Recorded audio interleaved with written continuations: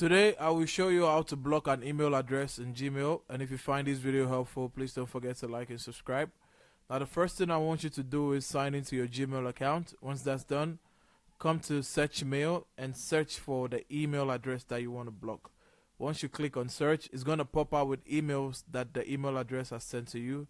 You'll click on one of the emails, and what you do is you scroll to the right side of the page on this more button.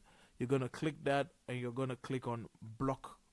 Then it's going to ask you if you really want to block this email address, and that future messages from this email address will be marked as spam. Once you click on blocked, it's going to show you that you blocked the email address.